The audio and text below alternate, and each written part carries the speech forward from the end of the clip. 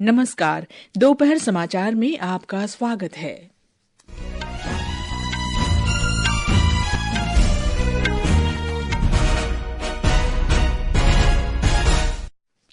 प्रधानमंत्री नरेंद्र मोदी ने भुवनेश्वर में 18वें प्रवासी भारतीय दिवस सम्मेलन का उद्घाटन किया।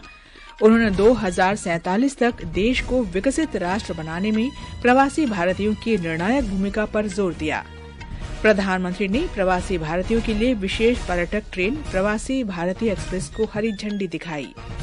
केंद्र ने राज्यों और केंद्र शासित प्रदेशों से तपेदिक को समाप्त करने के लिए 100 दिन का अभियान चलाने को कहा। प्रयागराज में सोमवार से शुरू होने वाले महाकुंभ मेले की तैयारियां अंतिम चरण में। अमेरिका में लॉस एंजलिस के जंगल में लगी भीषण आग में 5 लोगों की मौत, हजारों लोगों को सुरक्षित बाहर निकाला गया। और न्यूजीलैंड के ऑकलैंड में भारत के यूकी भांबरी और फ्रांस के अल्बानो ओलिवेची की जोड़ी एएसबी क्लासिक टेनिस टूर्नामेंट के पुरुष डबल्स के सेमीफाइनल में पहुंची।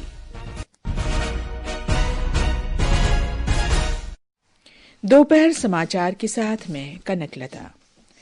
प्रधानमंत्री नरेंद्र मोदी ने कहा है कि 2047 तक भारत को विकसित राष्ट्र बनाने में प्रवासी भारतीयों की निर्णायक भूमिका है।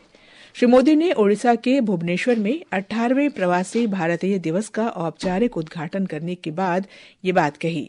प्रधानमंत्री ने वैश्विक विकास और भारत की विकास यात्रा में प्रवासी भारतीयों की महत्वपूर्ण भूमिका की प्रशंसा की।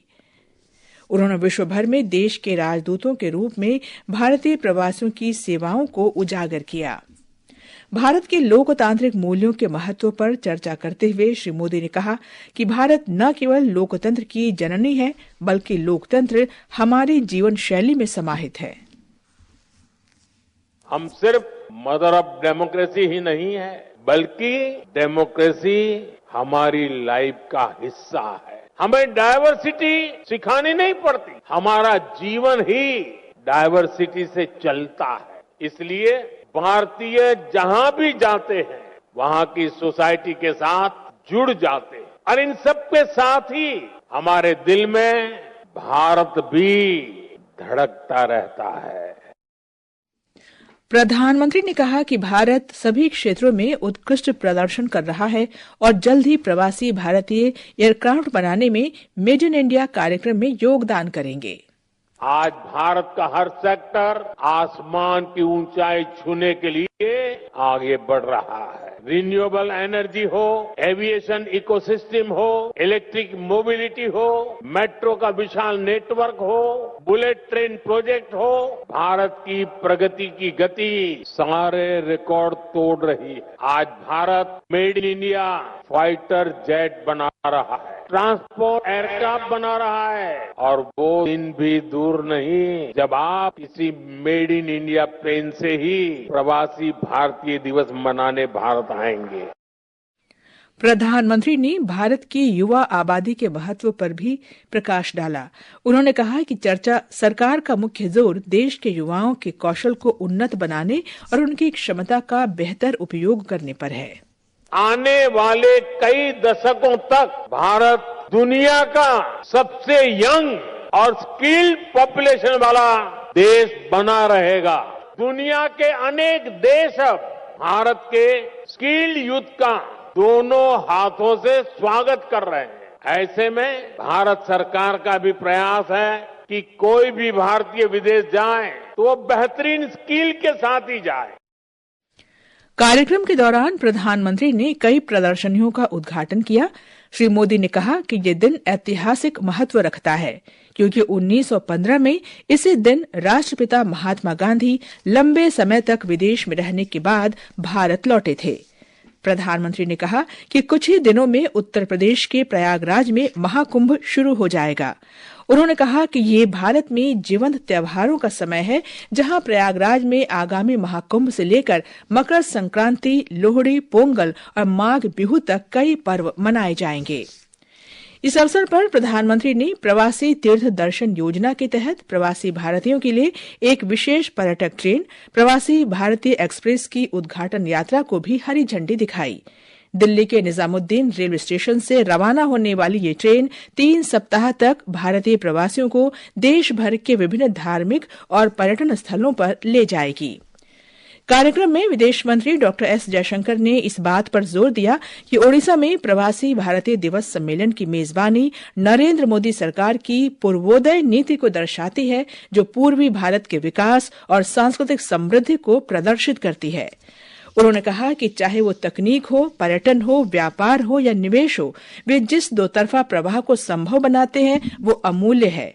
उन्होंने कहा कि भारत में लोगों को ध्यान में रखकर किए जाने वाले बदलावों से प्रवासी भारतीयों को भी लाभ मिलता है। The very people-centric changes we promote in India also benefit the diaspora. This could be enhancing the ease of doing business, promoting ease of living, or facilitating connectivity and travel. The application of digital technologies to ensure diaspora welfare is also apparent. मुख्य अतिथि Trinidad और Tobago गणराज्य की राष्ट्रपति Kristin कार्ला कंगालो ने भी कार्यक्रम को अपने वीडियो संदेश से संबोधित किया। इस वर्ष के प्रवासी भारतीय दिवस सम्मेलन का विषय है विकसित भारत में प्रवासी भारतीयों का योगदान। राष्ट्रपति द्रौपदी मुर्मू कल भुवनेश्वर में सम्मेलन के समापन समारोह में भाग लेंगी। प्रधानमंत्री नरेंद्र मोदी ने विदेशों में बसे भारतीय समुदायों के साथ भारत के संबंधों को नए सिरे से परिभाषित किया है। ये बात यूएस इंडिया कम्युनिटी फाउंडेशन के अध्यक्ष डॉक्टर भरत बरई ने एक दैनिक अखबार में लिखे आलेख में कही है। एक रिपोर्ट।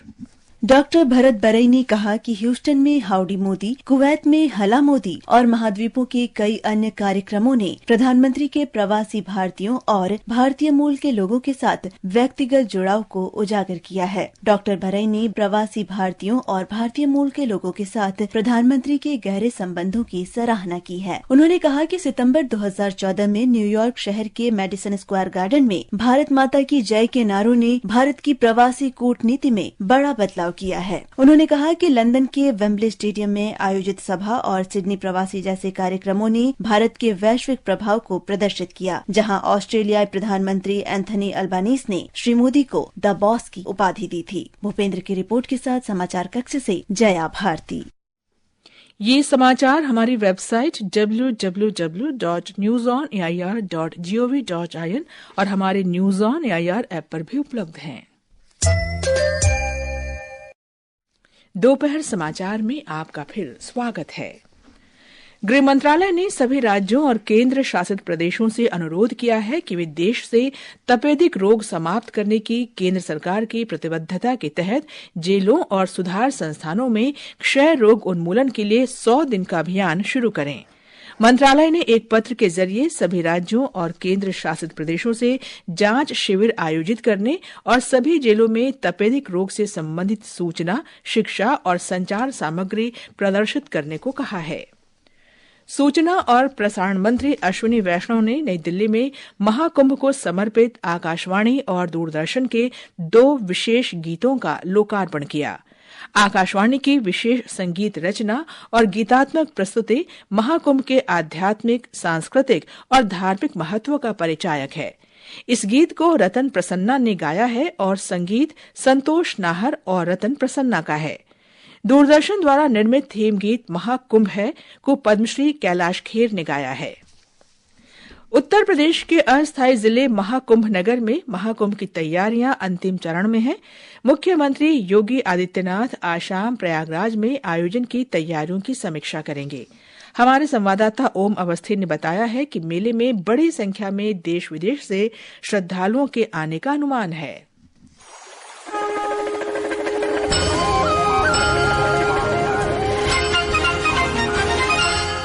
13 जनवरी से शुरू हो रहे सनातन संस्कृति के सबसे बड़े आयोजन महाकुंभ में 45 दिनों में करीब 45 करोड़ से अधिक श्रद्धालुओं के आने की उम्मीद है। ऐसे में श्रद्धालुओं को एक बेहतरीन आध्यात्मिक अनुभव देने के लिए सभी तैयारियों को पूरा किया जा रहा है। महाकुंभ में आने वाले भक्त आसानी से संगम में स्नान कर सकें, इसके लिए संगम क्षेत्र के प्रमुख घाटों को नए सिरे से विकसित किया गया है। मेला अधिकारी अभिनव पाठक ने बताया कि संगम तट पर गंगा और यमुना के किनारे 7 पक्के घाट बनाए गए हैं। इनमें गंगा नदी के दशाश्वमेध घाट, काली घाट, छतनाग घाट समेत यमुना नदी के किला घाट, सरस्वती घाट, मोरी घाट और महेवा घाट शामिल हैं। सभी घाटों पर चेंजिंग रूम बनाए गए हैं। हर घाट पर डमरू और त्रिशूल जैसे अलग अलग प्रतीक चिन्ह लगाए गए हैं ताकि घाटों को लोग आसानी से पहचान सकें। इसके अलावा लोगों की सुरक्षा के लिए वॉच टावर भी लगाए गए हैं। सुरक्षित स्नान के लिए वाटर बैरिकेडिंग के साथ जल पुलिस को भी तैनात किया गया है।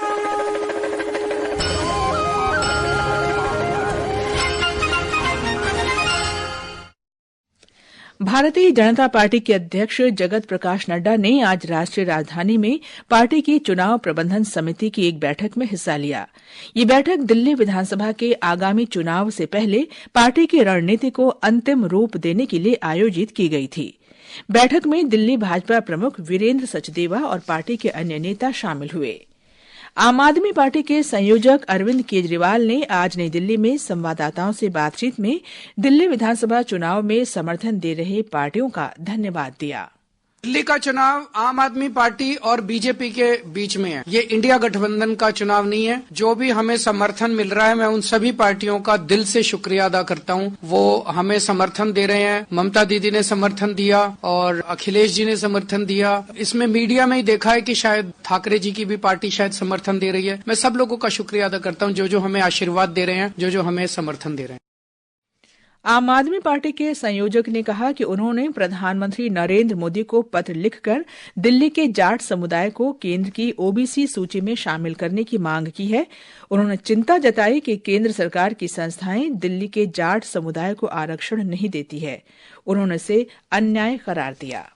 इस बीच भाजपा सांसद मनोज तिवारी ने आरोप लगाया कि कांग्रेस और आम आदमी पार्टी ने अपने भ्रष्टाचार को छिपाने के लिए पहले भी कई बार हाथ मिलाया है। जांच एजेंसी के पास चली गई, लेकिन उसी बिल्डिंग में इतना दिन तक अरविंद केजरीवाल जी थे। बात इस समय जो साजिश कर रहे हैं ये लोग, लगातार किसी तरह टीवी के पर्दे पे आते रहे। उन्होंने तो पूरे दिल्ली को लूट लिया। उन्होंने तो दिल्ली का बच्चों का जीवन लूट लिया। गंदा पानी पिला के 21,000 लोगों को मौत बांट दिया। उन लोगों ने पॉल्यूशन दे के सबके सांसों का आपातकाल लगा दिया। बुजुर्गों का पेंशन लूट लिया। लूटने में तो ये बहुत माहिर है। असम के दीमा हसाओ जिले में उमरंगसो कोयला खदान में फंसे 8 श्रमिकों को बाहर निकालने के लिए बचाव अभियान जारी है। हमारे संवाददाता ने बताया है कि नौसेना के गोताखोरों ने अत्याधुनिक तकनीक की मदद से बचाव अभियान चलाया है। भारतीय नौसेना की बचाव टीम ने रिमोट ऑपरेटिंग वाहनों का उपयोग करके खदान सुरंग में गहन निरीक्षण के बाद आज सुबह बचाव अभियान फिर से शुरू किया, लेकिन अभी तक किसी भी जीवित बचे व्यक्ति का पता नहीं चल पाया है। बचाव अभियान के देखरेख कर रहे असम पुलिस के विशेष डीजीपी हरमीत सिंह ने बताया कि सुरंग से पानी निकलने का काम पूरा हो गया है, लेकिन विभिन्न चैनलों से सुरंग में पानी आ रहा है। खोज अब खदान में गहराई तक घुसने पर ध्यान केंद्रित कर रही है ताकि श्रमिकों को जल्द से जल्द पता लगाया जा सके। अमीनुल हक जुद्दार, आकाशवाणी समाचार, गुवाहाटी। आंध्र प्रदेश सरकार ने कल तिरुपति में भगदड़ के दौरान प्रत्येक मृतक के निकट संबंधी को 25 लाख रुपए की अनुग्रह राशि देने की घोषणा की है। राज्य के कई मंत्रियों ने तिरुपति में अस्पताल का दौरा किया और घायलों की मुफ्त चिकित्सा का आश्वासन दिया। ये हादसा 10 से 12 जनवरी को बैकुंठ एकादशी दर्शन के लिए टोकन जारी करने वाले काउंटर पर हुआ। भगदड़ में घायल हुए 40 लोगों को अस्पताल में भर्ती कराया गया है। अमेरिका में कैलिफोर्निया के लॉस एंजलिस के कस्बों में लगी भीषण आग से 5 लोग मारे गए हैं और हजारों इमारतें जलकर खाक हो गई हैं। हजारों लोगों को सुरक्षित बाहर निकाला गया। इस घटना के कारण निवर्तमान अमेरिकी राष्ट्रपति जो बाइडेन ने इटली की अपनी विदेश यात्रा रद्द कर दी है। भारत के यूकी भांबरी और फ्रांस के अल्बानो ओलिवेटी की जोड़ी ने आज न्यूजीलैंड के ऑकलैंड में एएसबी क्लासिक टेनिस टूर्नामेंट के पुरुष डबल्स के सेमीफाइनल में प्रवेश कर लिया है। उन्होंने क्वार्टर फाइनल में लॉयड ग्लासपुल और जूलियन कैश की जोड़ी को 3-6, 6-4 और 12-10 से हराया। उत्तर भारत के अधिकांश हिस्सों में भीषण शीतलहर जारी है। घने कोहरे के कारण उत्तर भारत में ट्रेन और हवाई सेवाएं बाधित हुई हैं। अंत में मुख्य समाचार एक बार फिर। प्रधानमंत्री नरेंद्र मोदी ने भुवनेश्वर में 18वें प्रवासी भारतीय दिवस सम्मेलन का उद्घाटन किया। उन्होंने 2047 तक देश को विकसित राष्ट्र बनाने में प्रवासी भारतीयों की निर्णायक भूमिका पर जोर दिया। प्रधानमंत्री ने प्रवासी भारतीयों के लिए विशेष पर्यटक ट्रेन प्रवासी भारतीय एक्सप्रेस को हरी झंडी दिखाई। केंद्र ने राज्यों और केंद्र शासित प्रदेशों से तपेदिक को समाप्त करने के लिए 100 दिन का अभियान चलाने को कहा। प्रयागराज में सोमवार से शुरू होने वाले महाकुंभ मेले की तैयारियां अंतिम चरण में। इसके साथ ही दोपहर समाचार का ये अंक समाप्त हुआ। नमस्कार।